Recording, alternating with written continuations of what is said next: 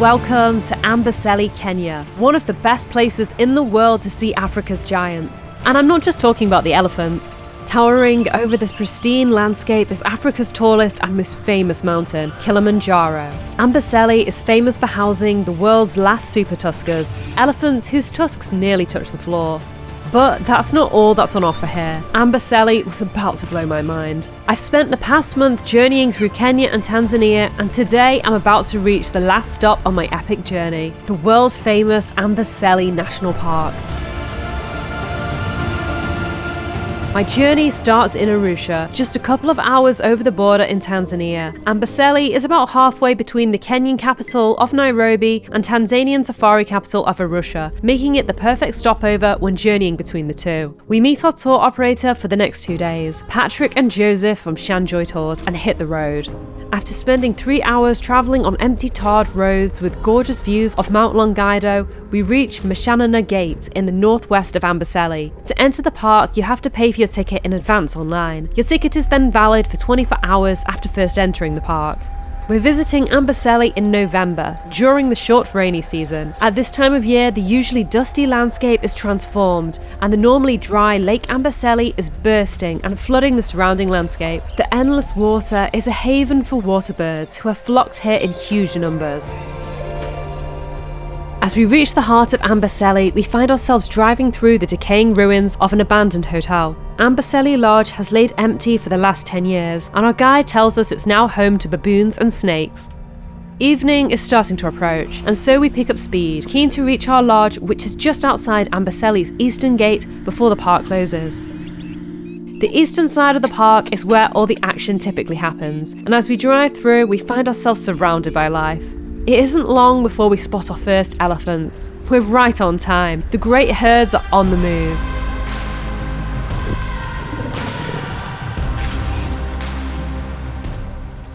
There are 2 key times a day where Amboseli's elephants put on a dazzling show. The morning, where the huge herds journey from the forests in the foothills of Kilimanjaro to the swamps in the heart of the park, and in the evening, when they head back.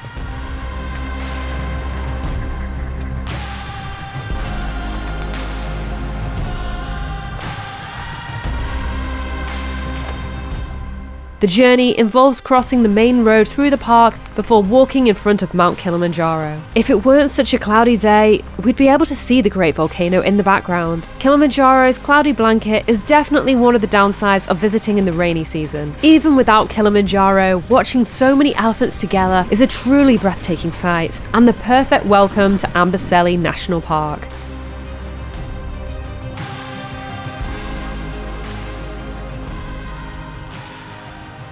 I wish I could watch the elephants for longer, but our time for today is running out.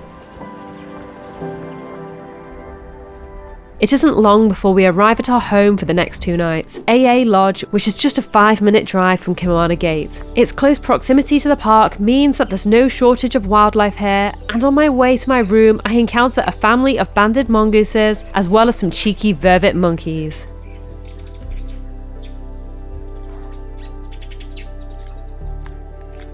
This is our room at AA Lodge. AA Lodge is one of the more budget accommodation options, but there's certainly no shortage of space in the rooms. We got upgraded to a family room, so there's a lot of beds. We got this. The bathroom in here. Toilet, which leaks a little bit. And the shower. After settling into our room, we enjoy some dinner before retiring for the night. When we arrive back in our room, I notice that I've stupidly left the outdoor light on, which has attracted some unwanted visitors. Okay, so I just want to show you the madness. So, this is our room. And it is night time, but there are millions of bugs. There's all these little tiny ones crawling up a muzzy net. There's not just tiny ones though. These guys are like everywhere. And then I've been trying really carefully to avoid them, but Lewis just seems to be crushing everything in his wake. We got another of these guys just crawling on a bloody mosquito net. Someone's trapped in there. Everywhere! Our new friends aren't going anywhere anytime soon, so we try our best to ignore them and settle down to sleep.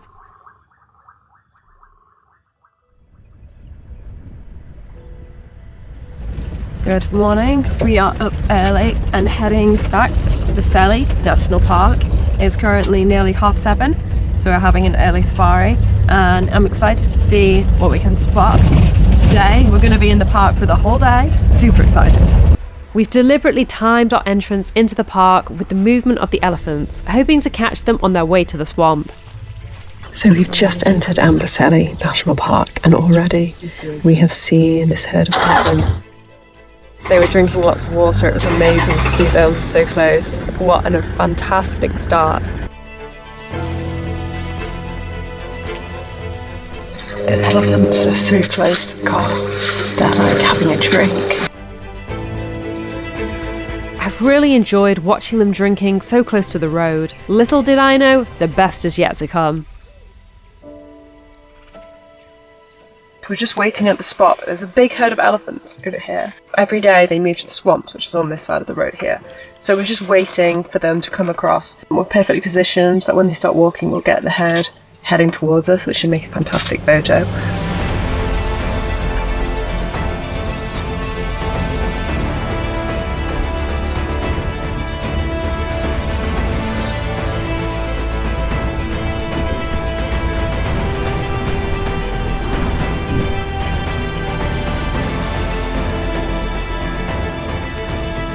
Elephants are on the move like this twice per day.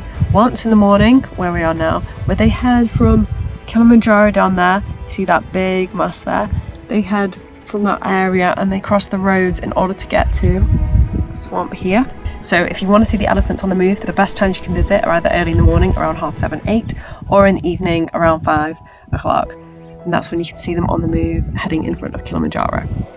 As the elephants make their crossing, they stop for a drink at a pool that's appeared at the side of the road as a result of the recent rain. They are so close to us, and I find myself holding my breath.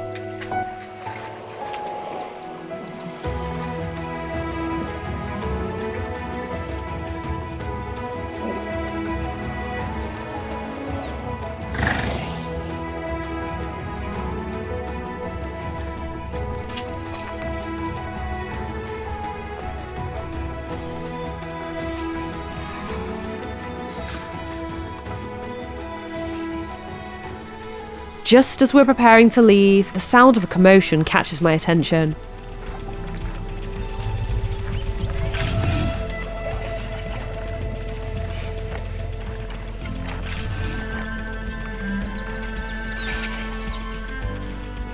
Two young bulls are sparring with one another. This isn't a serious fight, as the duo are far too young to be battling it out for dominance. Rather, they are practicing, sharpening up their skills for when their time comes to leave the herd.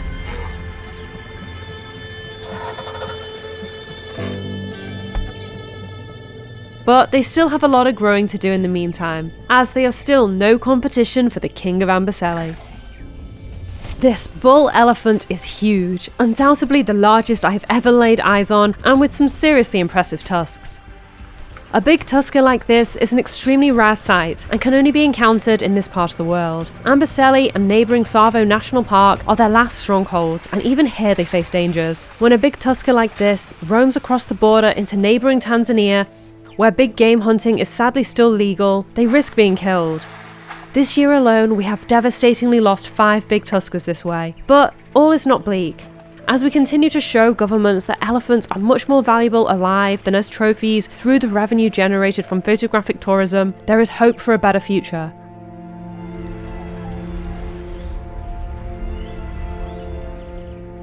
We continue our drive through the park, which is alive with birds. Even in the dry season, Amboseli's permanent water sources make the park a haven for a vast array of birds. We pass egrets, lapwings, and Egyptian geese. We spot a pair of fish eagles hanging out on the banks of a rushing river which twitches every so often with the movement of catfish. My favourite, however, is this secretary bird, whose resemblance to a high-heeled secretary is really uncanny. And of course, who can forget about the ostrich, the world's largest bird?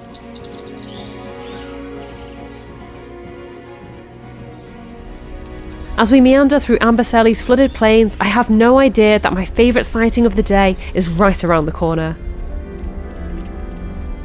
A cluster of vehicles alerts us to a tawny shape by some bushes.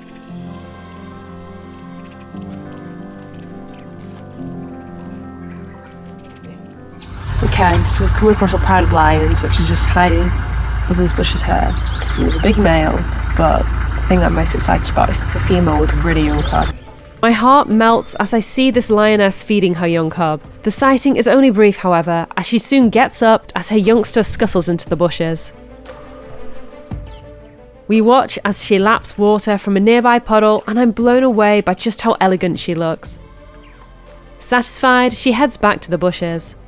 We have a nosy around and come across several more females in the pride, all resting contentedly beneath the shelter of the bushes, seemingly unfazed by our appearance. Watching this lioness, it just feels really special. Just when I thought the sighting couldn't get any better. Okay, so we've just seen a little cub with a lioness. Apparently there's an even smaller cub about a week old, but it's well hidden within the bushes. This curious youngster is thought to be 1 or 2 months old. She's absolutely gorgeous, and although I want to stay with her for a few more hours, I know she probably needs some time to rest, and so leave her to sleep. This Amboseli safari has absolutely exceeded my expectations so far, but none of this would have been possible without an amazing guide who understands the animals and their habits, and is able to get us in the right place at the right time. If you'd like to book your own Kenya safari, click the link in the video description and pin comment. It gives you the opportunity to get quotes from the same safari tour operators who I've personally used and who I highly recommend. It's been a busy morning that's left us excited for some lunch. Without a doubt, the best place to have lunch in Amboseli National Park is Observation Hill, the only hill within the park which provides a beautiful panorama of Amboseli and, other than a handful of lodges, the only place in Amboseli with toilets. Partway through the day and we've just stopped at Observation Hill. It's a steep climb to the top, but trust me, the views are well worth it. We eat our picnic lunches in the company of these cheeky taffeta weavers and superb starlings, whilst enjoying exceptional views of Amboseli. Here we are. Views everywhere of this lovely lake. Behind me is an abandoned lodge, which has been abandoned for maybe like 10 years. We drove through it yesterday. It was like really cool and creepy to see the lodge in a state of disrepair. And behind me, you can see a group of elephants just grazing really near the path to the top of here. And then over here, we have got Kilimanjaro, which is hidden behind some clouds, but you can see like the main bulk of it. After our lunch, we spent some time by the Great Lake beneath Observation Hill, admiring the countless breeding pairs of Egyptian geese and some hippos outside the water. It's only when they're on land like this when you realise just how huge they are. By this point, our 24-hour pass to Amboseli is starting to come to an end, and so we head in the direction of the gate. My first 24 hours in Amboseli have been enchanting. I knew that Amboseli was famous for its elephants, but I didn't expect to see quite so many of them. Being amongst herds that are hundreds of elephants strong, honestly, I have no words to describe the feeling. And then seeing a pride of lions with young cubs was just the cherry on top of a perfect 24 hours of safari. But our time in Amboseli isn't quite over yet. I had no idea that my best day of safari was still to come. Stay tuned for the next video to see what happens. But how does Amboseli compare to Kenya's flagship reserve, the Masai Mara? Watch this video next to find out.